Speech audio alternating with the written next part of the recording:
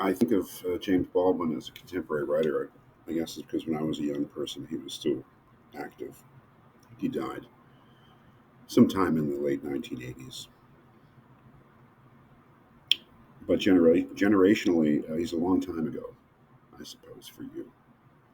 And this essay, which I imagine was written late 50s, perhaps early 60s, it was written a long time ago. So one of the things that struck me is not only that most of us, including me, haven't read Uncle Tom's Cabin, but that you may have only the vaguest idea of what he means by the protest novel, which was a category, a very strong category in his time. And culture has changed. First of all, novels don't mean as much as they used to. We don't live in a literary culture as much as Baldwin did. That's just, I think, a fact. People don't read as much, and books are not as important, let's face it, as they were 50 or 60 years ago when Baldwin really flourished as a writer. So it may be that we don't even know what he is talking about when he talks about the protest novel.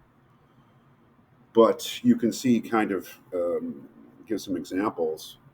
First of all, Uncle Tom's Cabin, written in the 1850s, being the protest novel. Now, the thing about Uncle Tom's Cabin is I haven't read it.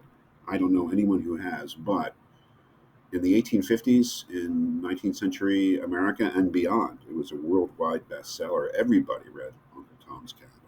It was the book, man. American writer Harriet Beecher Stowe. It was a protest novel. It was a protest against American slavery, and it kind of set the standard, you might say, of the American protest novel. He then mentions as other ones, not The Sound of Fury, which is not a protest novel, but perhaps the one, Native Son,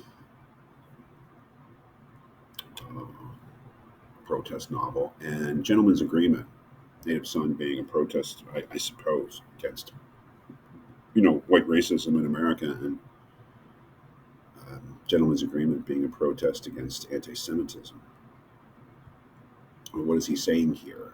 This is I would say a very almost brutal takedown, a brutal critique of the American protest novel, and on a couple of different levels. One, and I think this connects us up again with Virginia Woolf, that most of them are just really bad. That Uncle Tom's Cabin is just a bad book it's a badly written book in a lot of different ways, but it's badly written. Um, and he gives a kind of a example or kind of an explanation for why protest novels tend to be badly written. And I suppose it is. Geez, I'm sorry. Again, I'm losing it. Kind of.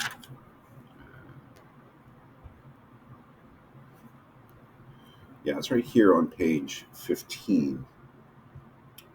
Make it bigger. This right here. Oops, sorry. Right here. This, notwithstanding that the avowed aim of the American protest novel is to bring greater freedom to the oppressed, they are forgiven on the strength of these good intentions, whatever violence they do to language, whatever excessive demands they make of credibility. There's a certain amount of irony here, but I mean, if you take it at face value, it seems to me what Baldwin is saying is that, Harriet Beecher Stowe was a good person and she hated slavery, and that was good. But that virtue does not is not it does not absolve her of other sins.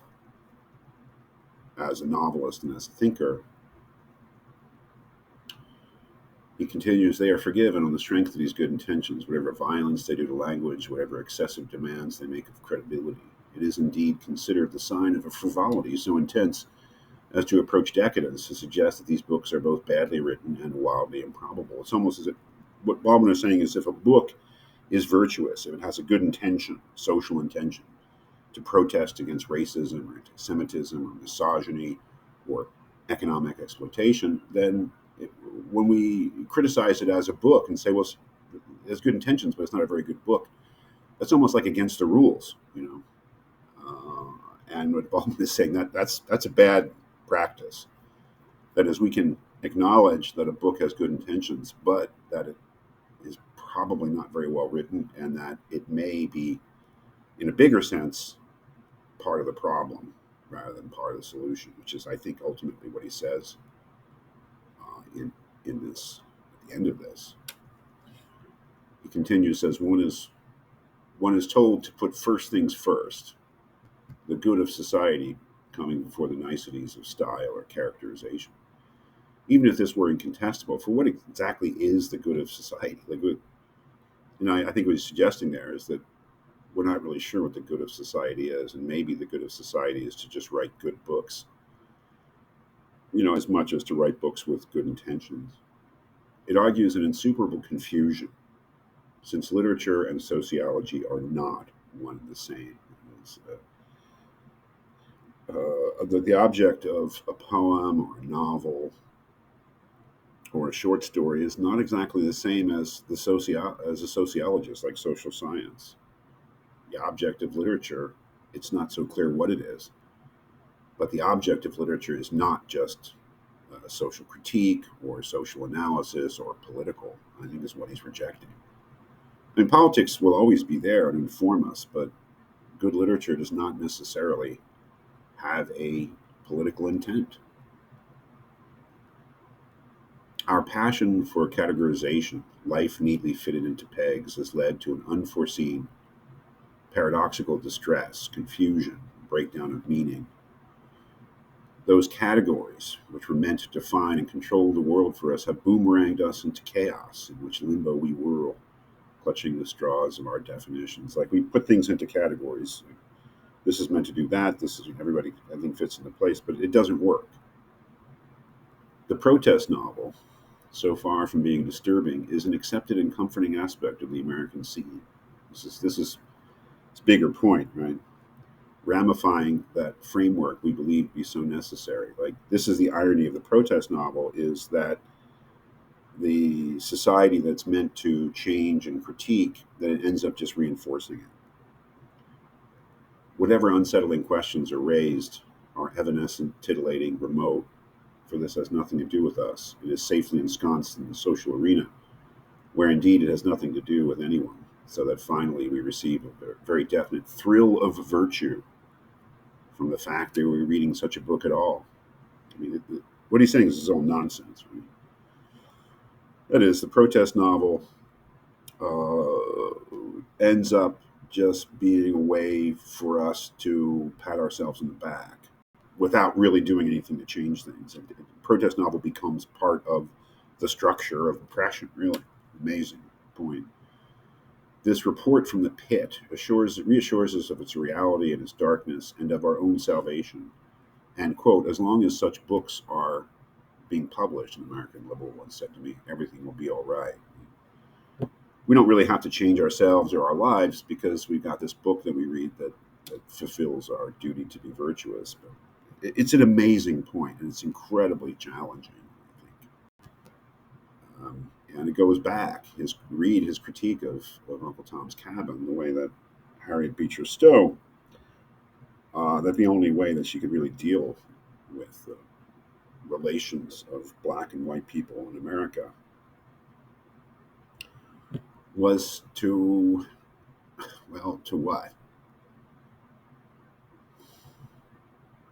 She ended up reinforcing categories that she meant we would think to tear down. For instance, that black people can only be good by becoming more white. Seemed to be what Baldwin sees as a theme there. But the only way she could make black characters in a book acceptable to white readers was to strip them of their individuality, which is what happens to Uncle Tom, which is a interesting word or expression or epithet, really, that came out of that book.